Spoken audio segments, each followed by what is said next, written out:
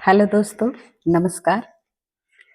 तो आज मैं मैथिली शरण गुप्त का जीवन, उनकी काव्य रचना और उनके काव्य में भारतीय समाज में नारी की क्या स्थिति है, उन्हीं दृष्टिकोणों पर बहुत संक्षिप्त रूप से विचार करूंगी।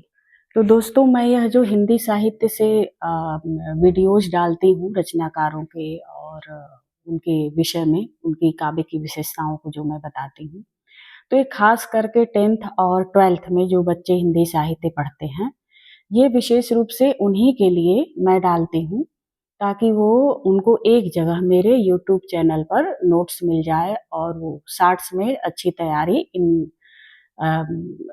वीडियोज के जरिए कर लें और उन्हें बहुत अच्छी जानकारी मेरे चैनल के द्वारा मिल जाए, ताकि वह अच्छे से अपना पेपर वगैरह जो है वो दे सकें। तो दोस्तों, हिंदी साहित्य के जो लोकप्रिय कवि हैं मैथिली शरण गुप्त जी, इनका हिंदी साहित्य में बहुत ही विशिष्ट और महत्वपूर्ण स्थान है और इनकी जो रचनाएं हैं खड़ी बोली में, वो सरस्वती में 1903 ईस्वी में ही छपने लगी थी और गुप्त जी पंडित महावीर प्रसाद द्विवेदी के व्यक्तित्व से बहुत अधिक प्रभावित थे। इनकी कविताओं में राष्ट्रीय भावना चरम विकास पर पहुंच गई थी। गुप्त जी की जो प्रसिद्ध रचना है भारत भारती से बहुत अधिक लोकप्रियता उनको मिली है और इस रचना में अतीत वर्तमान का जो चित्र इन्होंने खींचा है और भविष्य की जो सुखद कल्पना की है, वह अवर्णनीय है।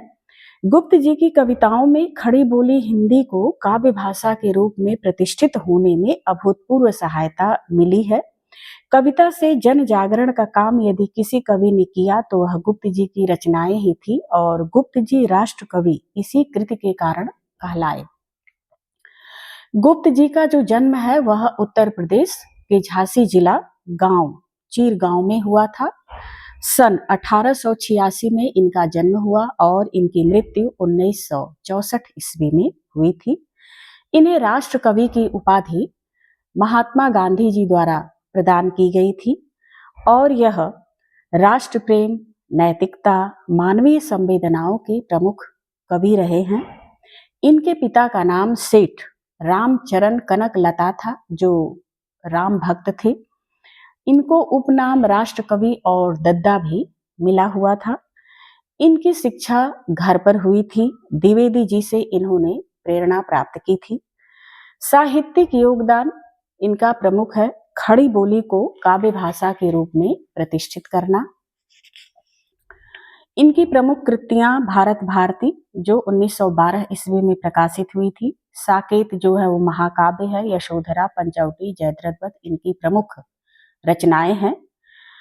इनको साकेत पर मंगला प्रसाद पारितोषिक पुरस्कार मिला था। साकेत में इन्होंने लक्ष्मण की पत्नी उर्मिला को मुख्य नायिका के रूप में प्रस्तुत किया है और जो यशोधरा रचना है वो बौद्ध धर्म के प्रवर्तक गौतम बुद्ध की पत्नी यशोधरा को मुख्य नायिका के रूप में प्रस्तुत किया है। गुप्त जी को 1954 में पद्म भूषण पुरस्कार भी मिला था और राज्य भाषा के सदस्य भी मनोनीत किए गए थे। गुप्त जी की प्रमुख विशेषताएं उनके काव्य की भारतीय संस्कृति, राष्ट्रीय चेतना और पौराणिक आख्यानों का आधुनिक दृष्टिकोण से वर्णन करना है। उनकी रचनाएं स्वतंत्र आंदोलन के समय बहुत अधिक प्रसिद्ध हुई थी। गुप्त जी पर गांधी जी का प्रभाव बहुत अधिक रहा है। वह अतीत प्रेमी थे, लेकिन वर्तमान की विषमता से मुंह मोड़ने वाले कवि नहीं थे। इसीलिए उनका अतीत प्रेम जो था वह भविष्योन्मुख था। वे लोक महिमा को प्रतिष्ठित करने वाले रचनाकार थे। साकेत में राम जी के द्वारा गुप्त जी घोषणा करवाते हैं, संदेश नहीं मैं यहाँ स्वर्ग का लाया, इस धरती को ही स्वर्ग बनाने आया। गुप्त जी मानवतावादी रचनाकार हैं। उदाहरण देखिए, राम तुम मानव हो, ईश्वर नहीं हो क्या? तब मैं निरीश्वर हूं, ईश्वर क्षमा करें। गुप्त जी के दृष्टि में भारतीय समाज में नारी की स्थिति। गुप्त जी अपनी रचनाओं में नारी भावना को महत्वपूर्ण स्थान देते हैं। उनकी रचनाओं में नारी जो है वह परिवार की केंद्र होती है। नई चेतना में भारतीय नारी जीवन की पीड़ा को पहचाना है नारी भावना को पहचानना और उनका चित्रण करने में गुप्त जी हिंदी साहित्य में बेजोड़ रचनाकार हैं। नारी पात्रों पर परिस्थितियों का जो प्रभाव पड़ता है उसका चित्रण गुप्त जी अचूक स्वाभाविक मनोवैज्ञानिकता के साथ प्रस्तुत करते हैं। गुप्त जी की नारी पात्र जो होती है वह स्वाभिमानी होती है, देशभक्त होती है और कर्तव्य परायण होती है और अपनी निजी वेदना को कभी भी खोती नहीं है। उर्मिला, यशोधरा, गोपा इसकी उदाहरण है। भारतीय नारी के जीवन के विषय में ऐसी मार्मिक उक्ति पूरे भारतीय साहित्य में शायद ही किसी रचनाकार की रचना में मिले। लिखते हैं, अबला जीवन हाय तुम्हारी यही कहानी, आंचल में है दूध और आंखों में पानी। पंडित रामचंद्र शुक्ल जी मैथिली शरण गुप्त जी के विषय में लिखते हैं कि गुप्त जी की प्रतिभा की सबसे बड़ी विशेषता है कालानुसरण की क्षमता, अर्थात उत्तरोत्तर बदलती हुई भावनाओं और काव्य प्रणालियों को ग्रहण करके चलते रहने की क्षमता।